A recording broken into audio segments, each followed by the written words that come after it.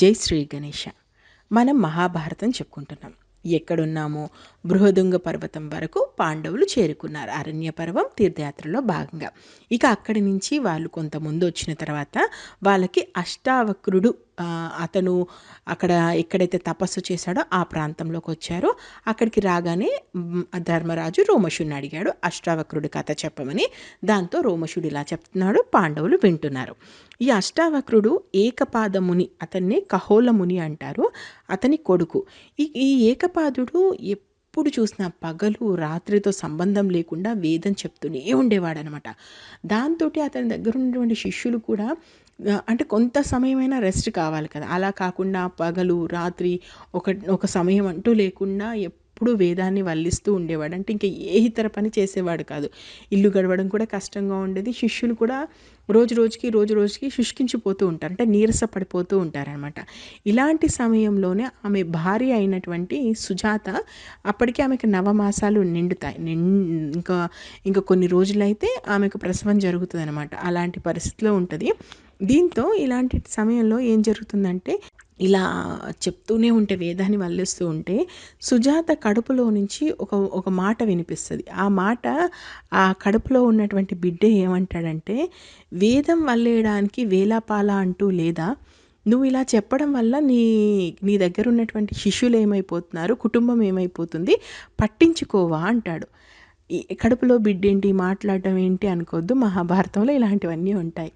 సరే, అలా అనగానే ఏకపాదుడికి విపరీతమైనటువంటి కోపం వస్తుంది. అప్పటికే విపరీతంగా అలసిపోయి ఉంటాడు, తదేక జ్ఞానంలో ఉంటాడు.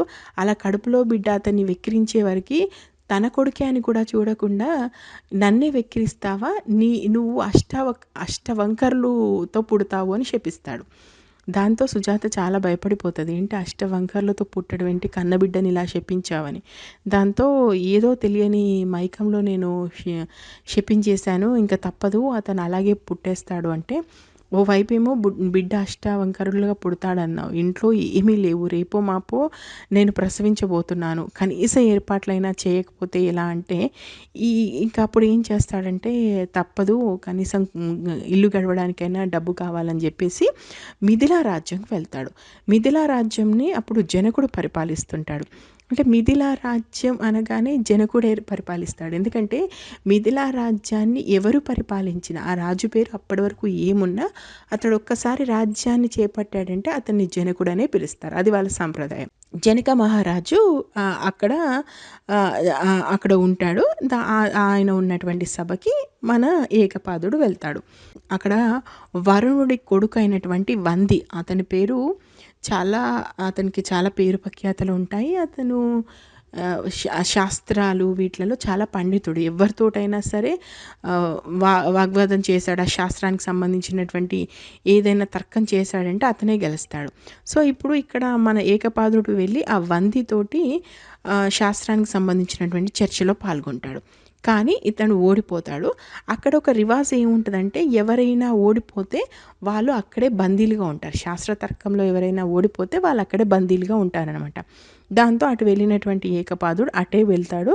ఇక కొన్ని రోజులకు ఇక్కడ పొరటి నొప్పులతో సుజాతకి 12 బిడ్డ పుడతాడు. అతను 8 వంకలతో ఉంటాడు. 8 వంకలంటే అతని చేతులు, కాళ్ళు, మెడ, నడుము, మోకాళ్ళు, పాదాలు ఇలా అన్నీ కూడా వంకర్లు తిరిగి ఉంటాయి. మనం ఇంకా అతను ఎంత బాధతో ఉంటాడో, అతని శరీరం ఎలా ఉంటుందో మనం అర్థం చేసుకోవచ్చు. 8 వంకర్లు ఉంటాయి అతని శరీరంలో. ఇతను ఇప్పుడు ఈమె భర్త లేడు కాబట్టి ఈమె తన తండ్రి దగ్గరికి వెళ్తుంది. తన తండ్రికి ఈ సేమ్ సమయం, అంటే తన తల్లికి కూడా, ఇప్పుడు సుజాత తల్లి కుశసుతి ఉంటుంది, ఆమెకు కూడా అదే సమయంలో బిడ్డ పుడతాడు. అతని పేరు శ్వేతకేతు. అంటే ఇప్పుడు మేనల్లుడు మేనమామ ఇద్దరూ దాదాపు ఒకే వయసు, అంటే కొన్ని రోజుల తేడాతో పుడతారు, ఒకే వయసులో ఉంటారు. దీంతో మొదటి నుంచి అష్టావక్రుడికి తన తండ్రి ఎవరో తెలియదు. తన తాతనే తండ్రి అనుకుంటాడు, శ్వేతకేతువునే తన అన్న అనుకొని పెరుగుతూ ఉంటాడు. ఇలా ఒక 13 సంవత్సరాల వయసు వస్తుంది అష్టావక్రుడికి. ఒకరోజు సరదాగా వెళ్ళి తన తాత తొడ మీద కూర్చుంటాడు. దీంతో శ్వేతకేతు వచ్చి, ఎప్పుడు చూసినా మా నాన్న దగ్గరే కూర్చుంటావు, మా నాన్న మీదే ఆడుకుంటుంటావు, వెళ్ళి ఇక్కడి నుంచి మీ నాన్నతో ఆడుకోవచ్చు కదా అని చెప్పేసి అతను నెట్టేస్తాడు తాత దగ్గర నుంచి. అప్పుడు అర్థమవుతుంది అష్టావక్రుడికి, ఓహో నాకు ఇతను ఇతని తండ్రి కాదు, ఇతని తాత, అసలు ఇది ఇక్కడ ఏం జరుగుతుంది. అయితే అప్పటికే అష్టావక్రుడికి అన్ని రకాలైనటువంటి వేద పరిజ్ఞానం పుడుతూనే చాలా అద్భుతమైనటువంటి మేధావి అతడు. అలాంటి అతనికి ఇంకా అక్కడ ఉన్నటువంటి వాళ్ళ తాత వాళ్ళు కావాల్సినటువంటి వేద విజ్ఞానాలన్నీ కూడా నేర్పించి ఉంచుతారు. ఆ తర్వాత ఇప్పుడు ఏమవుతుందంటే, శ్వేతకేతు అలా అనడంతోటి అష్టావక్రుడు వెళ్ళి తన తల్లి సుజాతని అడుగుతాడు. అసలు నా తండ్రి ఎవరు? మనం ఎందుకు మన తాత దగ్గర ఉంటున్నాము? ఏం జరిగిందో చెప్పమని అంటే, అప్పుడు సుజాత చెప్తది. ఇలా జనక మహారాజు కొలువు దగ్గరికి వెళ్ళాడు. ఏమైందో తెలీదు. అక్కడ బందీగా మారాడు అని చెప్తది. దాంతోటి అష్టావక్రుడు తన మేనమామైనటువంటి శ్వేతకేతు ఇద్దరు కూడా మహాపండితులు. వీళ్ళిద్దరూ కలిసి అక్కడ జనక మహారాజు ఉన్నటువంటి కొలువుకి వెళ్తారు. కొలువుకి వెళ్ళగానే 12 ఏళ్ల పిల్లలు మీరొచ్చి ఏమి చేస్తారు? ఇక్కడ వంది ఉన్నాడు. అసలు వంది ముందు ఎవరు కూడా నిలవలేరు. పదండి ఇక్కడి నుంచి అని ముందుకి పోనివ్వరు. కానీ చాలా కష్టపడి జనక మహారాజుకి సవాలు వేసి చివరికైతే లోపలికి వెళ్తారు. లోపలికి వెళ్ళి జనక మహారాజు ముందు నిల్చుంటాడు. జనక మహారాజు ఇద్దరు ఇలా మాట్లాడుకుంటూ ఉంటారు.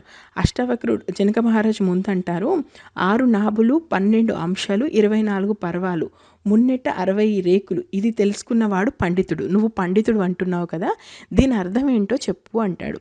అప్పుడు అష్టావక్రుడు ఇలా అంటాడు, 6 ఋతువులు నాభులు, 12 మాసాలు అంశాలు, 24 పక్షాలు పర్వాలు, మున్నెట్ట 65 దినాలు రేకులు, ఈ కాలచక్రం నిన్ను కాపాడుతుంది. అంటే కాలచక్రం గురించి ఇండైరెక్ట్గా జనకుడు అడిగితే దానికి సమాధానం అష్టావక్రుడు చెప్తాడు. దాంతో ఓకే, నువ్వు పండితుడు అని ఒప్పుకుంటున్నాను అని చెప్పేసి ఇంకొక ప్రశ్న కూడా అడుగుతాను, దానికి సమాధానం చెప్పు అంటాడు. బడబల వలె కలుసుకొని ఏవి ఎవరి వల్ల గర్భం ధరించి ఎవనికి ఉంటాయి. అంటే బడబల వలె కలుసుకొని ఏవి ఎవరి వల్ల గర్భం ధరించి ఎవరిని కంటాయి అనేసి అడుగుతాడు, అసలు అర్థం లేకుండా. అప్పుడు అష్టావక్రుడు ఏం చెప్తాడంటే, పూర్వ ఉత్తర అరుణాల వాయువుతో కలుసుకున్న కన్ను అగ్ని వలె బాధ నీ శత్రువుకైనా ఉండకుండా ఉండాలి అని చెప్పేసి సమాధానం చెప్తాడు. సో ఇవన్నీ కూడా సంస్కృతికి సంబంధించినటువంటివి. అంటే పూర్వ ఉత్తర అరుణులు వాయువులతో కలుసుకున్న కన్ను, దానికి సంబంధించినటువంటి బాధ, అది నీ శత్రువు కూడా ఉండకపోవడం మంచిది అని చెప్పేసి అతను చెప్తాడు. తర్వాత జనకుడు ఏమడుగుతాడు, నిద్రలో కళ్ళు మూయని వాళ్ళెవరు అంటాడు. దానికి అష్టావక్రుడు చేపలు అంటాడు. జనకుడు అంటాడు, జన్మించిన కదలంది ఏది చెప్పు అంటే దానికి సమాధానం అష్టావక్రుడు గుడ్డు అని చెప్తాడు. జనకుడు హృదయం లేనిది ఏది అంటాడు. అష్టావక్రుడు రాయి అంటాడు.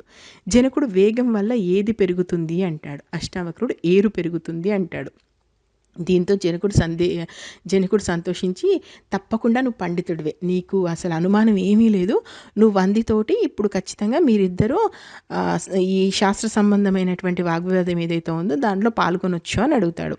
దీంతో వందికి అష్టావక్రుడికి మధ్య జరుగుతుంది. అసలు దాని గురించి చెప్పాలంటే నాకు 2-3 రోజులు పడుతుంది కావచ్చు, అంత బాగా ఉంటుంది వీళ్ళ మధ్య. అంటే అనేక రకాలైనటువంటి ప్రశ్నలు ఇస్తాడు. అంటే ఒక రకంగా అనేక విధాల ప్రజ్వలిస్తాడు అగ్ని.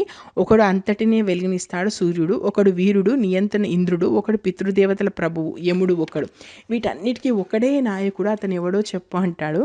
స్నేహితులు ఇంద్రుడు అగ్ని, ఇద్దరు రథచక్రాలు, 2 భార్యాభర్తలు. అంటే ఇట్లా అసలు మామూలుగా ఉండదు దానికి సంబంధించి అష్టావక్రుడికి వందికి మధ్య జరిగినటువంటివి. అంటే కర్మవశంగా మనుషులు 3 జన్మలు, వాజపేయం వహించిన వేదాలు 3, అధర్వంలో యజ్ఞాలు అనుష్ఠించే కాలాలు 3, లోకాలు 3, జ్యోతిష్యులు 3. వీటికి సంబంధించి ఏంటి దీనికి పూర్తి అర్థం చెప్పమంటాడు. ఇలా 1 కాదు 2 కాదు, ఛందస్సుకు సంబంధించినటువంటివి, వివిధ రకాలైనటువంటి శ్లోకాలు, అసలు మామూలుగా ఉండదు.